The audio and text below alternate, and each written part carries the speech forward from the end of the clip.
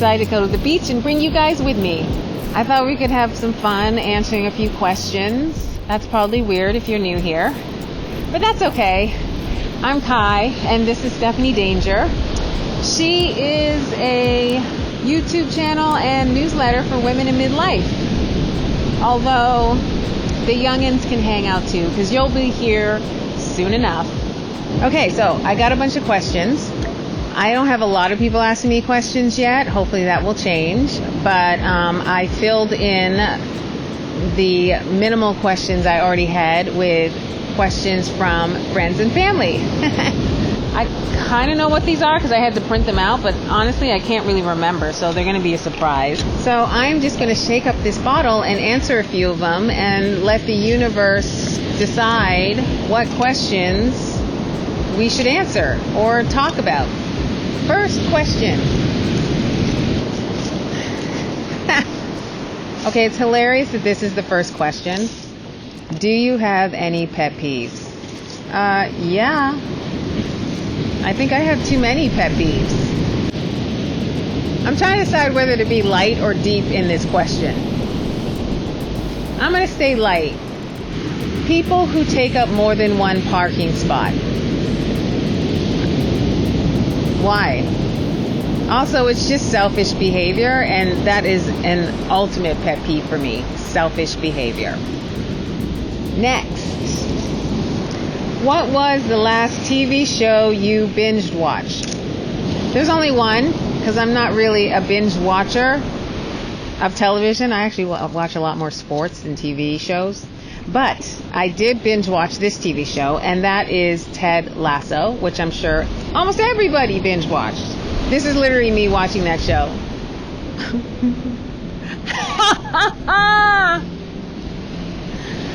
That's me going back and forth between all the emotions that show brings up. I love shows that make you feel all the feels.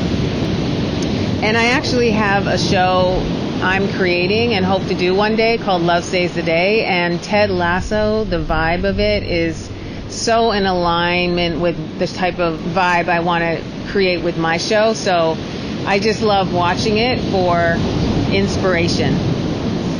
Is there anyone who really likes the taste of radishes? I don't know. Well, I guess you guys can tell me in the comments. Anybody like radishes? We'll take a poll and see who answers yes to radishes or no to radishes. I personally do not head to radishes very often, but I will say a girlfriend of mine gave me a blood orange, red onion, and radish salad recipe. So good. So I will eat a radish in that situation. What gives you a sense of awe or something you've experienced that gave you a sense of awe?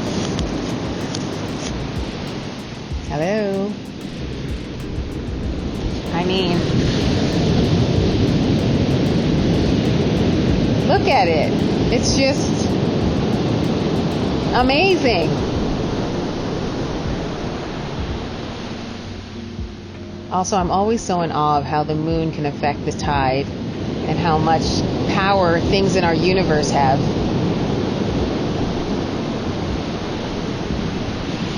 Another thing that gives me a sense of awe is sometimes if I'm struggling and it's like at night, I'll just go out in my backyard and look up at the sky and look at the stars and the moon. That just kind of puts it in perspective, you know? It kind of makes you realize how small you are in the whole scheme of things, but like in a good way, where it's like, relax, it's okay. Actually, when I go visit my tree, she says the same thing a lot. Relax, it's okay. What is something you own that has grown more meaningful over time? You know, I don't have a lot of attachment to material things, but when my dad died, he loved music. And in our house, when he had it built, this is pre, Bluetooth, all that. It's like the 70s. He had it wired so that he could attach speakers in every room. And then he had this like main console in the living room with these switches you could flip. And they were switches for the speakers in each room. So no matter where we were in the house, he would flip the switch for that room, and then the music would be pumped into that room. So he had a lot of different speakers, obviously, and he had these two really small speakers that are very high quality and actually quite rare. And so when he died, I actually took those two speakers, but they were not in the greatest shape. And then just this December, I decided to get them repaired. When I went to pick them up, the guy plugged them in so I could hear them, and I just spontaneously hugged those speakers because the sound that came out of them is a very distinct sound, and it just reminded me so strongly of my dad that it was like I was hugging my dad. So, it was such a nice feeling, and now I play music on those speakers all the time, and it's like my dad is filling the room through the sound of those speakers. Sweet mother, I never forget it. For the suffer where you suffer for me. Thanks for that question. That was a nice reminder. What is something that shifted in you when you turned 50? Well, I was dating this guy on and off for 11 years. We just had a really, really strong, soulful connection, but he was never really interested in fully committing to the relationship. And so finally, as I was reflecting on turning 50, I was like, I don't think I want to keep doing this. Like, it just didn't seem like a good way to go into another decade. The day before I turned 50, I completely ended that relationship. And now, what's important about that is, again, it was 11 years. So there were other times when I had ended it, but that time before my 50th, I ended it. And I have never revisited that again. All those choices I made, I was like, yeah, no, we're not doing those anymore. I kind of don't know what's replacing that, which is why I made that video recently about deciding to just embrace being single and staying single for the rest of my life. Because the only thing I have clarity on is like not doing that anymore. But the thing that shifted was my dynamic with men I was romantically interested in. 180. Next. What motivates you to make videos in this niche? Well, that is so easy. I friggin' love middle-aged women. I don't know a middle-aged woman that isn't amazing who is in my world. They're just all amazing. I just think, God damn it, we're amazing. Because society kind of wants to discard us once you can't pop out the babies anymore. I wanted Stephanie Danger to be a love letter for us, because we deserve it. What's a piece of clothing you own that you feel most you in? I'm not a clothes person.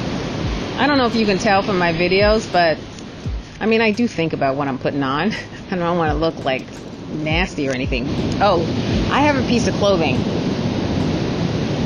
I had a dream to go to Paris for the sole purpose of buying lingerie.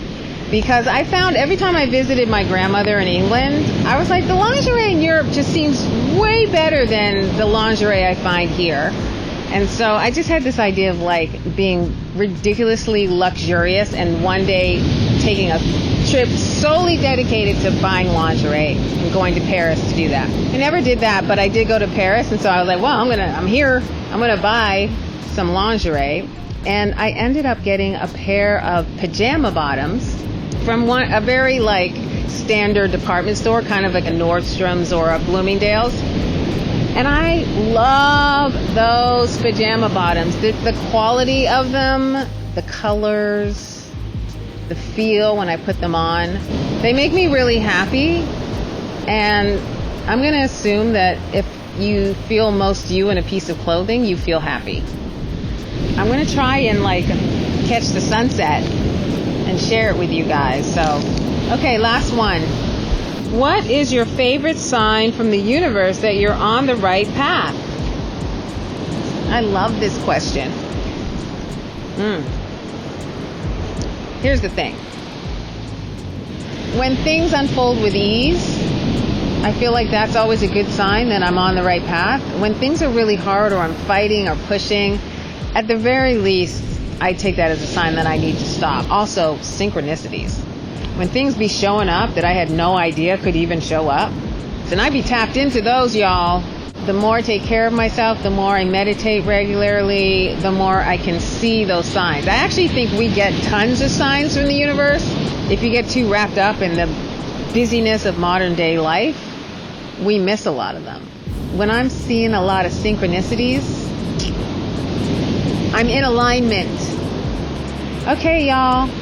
Thanks for hanging out with me at the beach. I hope you enjoyed it. I'm going to go and try to catch the sunset. Love you guys.